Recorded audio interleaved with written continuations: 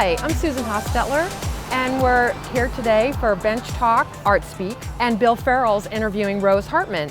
4 decades of photographing the rich, the famous, the fabulous, the beautiful, and the regulars too. So let's go in and see what Rose is up to with Bill Farrell. When did you first pick up a camera and realize you liked it?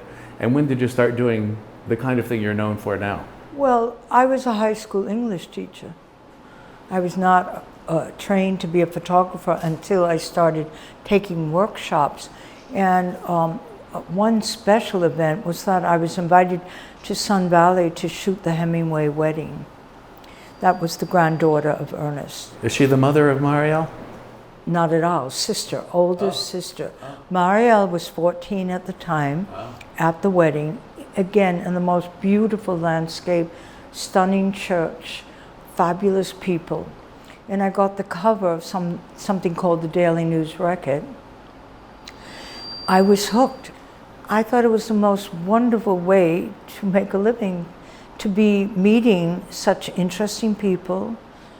So after that, I just wanted to document events and behind the scenes, fashion shows, but preparation. Galas of the most elaborate that you can imagine. So do these things come to you on an assignment, or do you go out and create them yourself, or is it a combination? Well, of course, at that time I was with a very well-known photo agency called Globe. And so I would get invitations, be here at 8 o'clock, so-and-so and so-and-so will be a guest, and I could choose. It was always my choice through much of my career, unless, for example, you said, Rose, I'd like you to photograph me in my office. That would be a whole different thing. That would be a portrait, and it would be a one-to-one hire. But when I was working for Globe, I was free to choose where I wanted to go and what event I wanted to be at. You've been called a lot of things. Yeah. Well, I mean, Yes, in terms of in terms of professionally, and you like to make the distinction that you're not really a paparazzi photographer. No, I was called more invasive than a paparazzi. You were called more invasive. Yes. Oh, explain that. Well, this was an art dealer who I know rather well. In a way, I always wanted to capture the soul of my subjects, not an easy undertaking. Because, as you well know, public figures want only to give you their public face. I do know that. As an editor, I know that quite well. And so, to cut through that facade would be my goal. So it's your photos are celebrities? Not all. Fashion? Yeah. Fashion icons and Fashion models? Yeah. And mannequins, if you notice. I love, right now I'm actually working on a book called Dreams on Sale. Oh. And someone said, why? Well, the models are no longer interesting to me. In fact, they often look catatonic when they're in a show. And you don't have a Linda, Christy, Cindy, Naomi. And those were the models that I would photograph and even be backstage watching them being made up.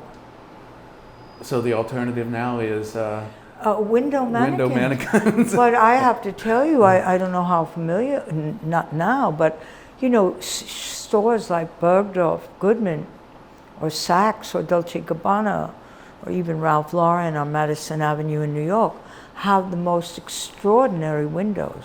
Oh, absolutely. I mean, in fact, someone actually asked me, what party were you at? I said, excuse me, that's the window of a Bergdorf's. But the mannequins are so lifelike now with their attitude and their presence.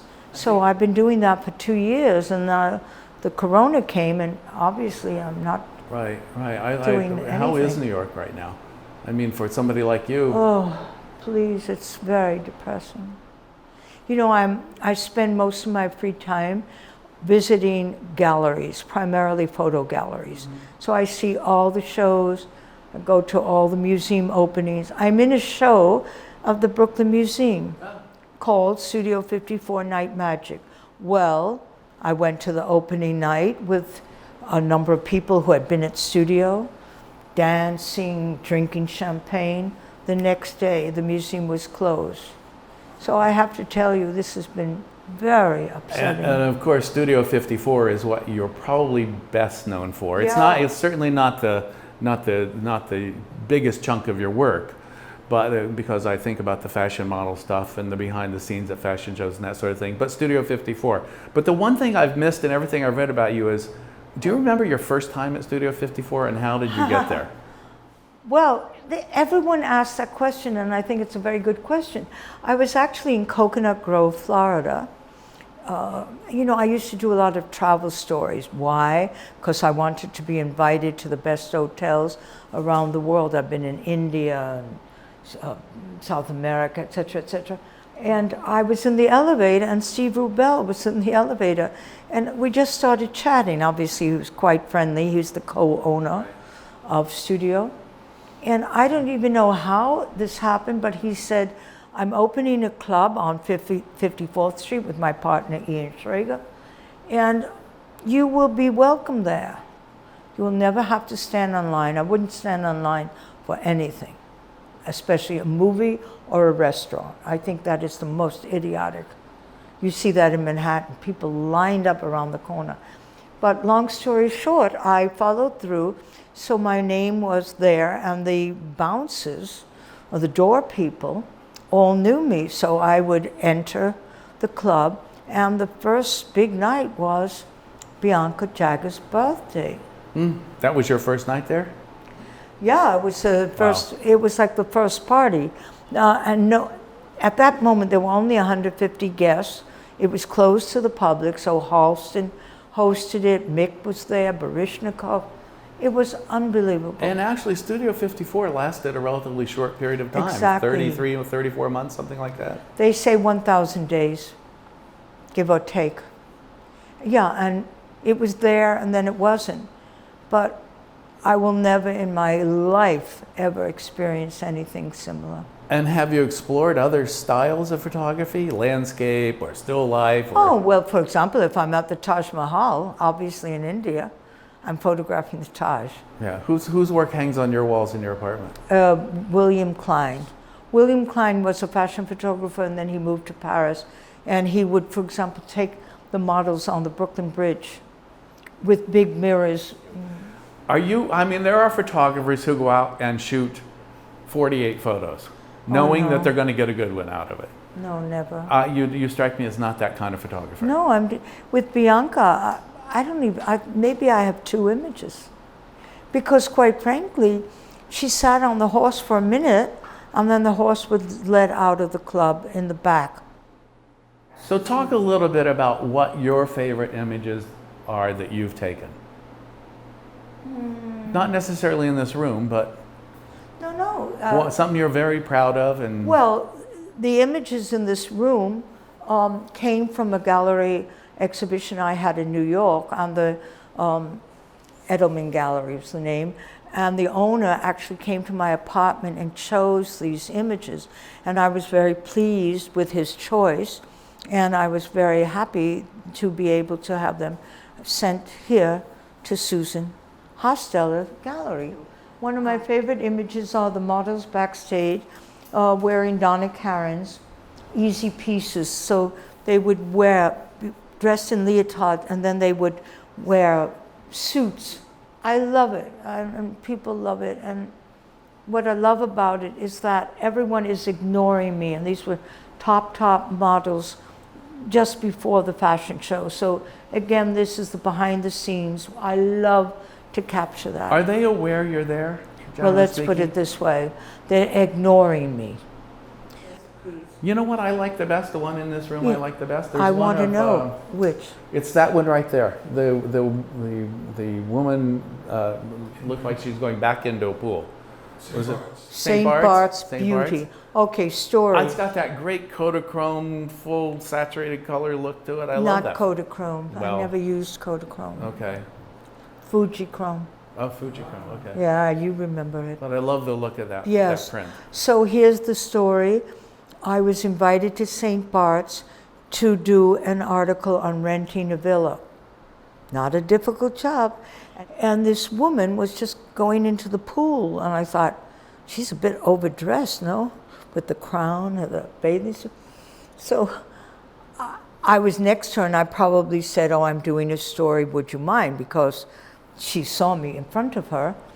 And I think I took one photograph, and then I asked her, well, what are you doing here? She said, I'm a lawyer in Paris, and I'm on vacation. Many, many Parisians, you know, would be in St. Bart's for obvious reasons. Many Nantucketers there now, too. Pardon? Many Nantucketers there now, too. Oh, really? That's interesting. There's a strong connection. Well, boom, it was the one photo, and I was always thrilled with that because I thought it embodied such beauty. Oh, this has got to be a question that needs to be asked of every accomplished photographer like you. Yes. Who would you like to photograph that you haven't? Kate Blanchett and Tilda Swinton as well. I love their individuality. I think they're extraordinary actors. Yes, I mean, I photographed Johnny Depp when he was young and stunning with Kate Moss. That was really, that's not in this show. That was in the 90s. And what I loved is I was the only photographer at a gallery opening, and he was in a cowboy hat. Strange character. And what do you think of the world of Nantucket? I have to ask the Nantucket questions, you know. Beautiful, it's pristine. It's like, to me, it's like a film set. I keep thinking they're going to say stop or start.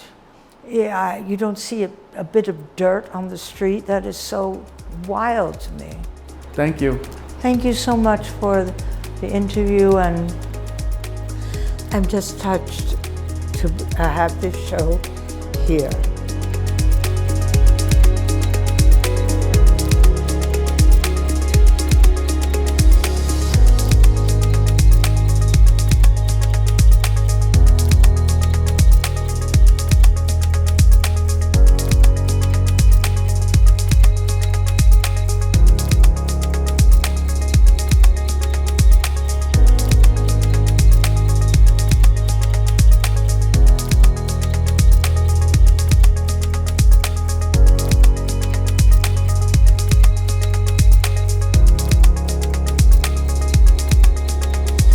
Thank you very much for joining us today, NCTV and live streaming on YouTube. And I'll see you next week to talk about more creative people and the beautiful things they do for us in this world.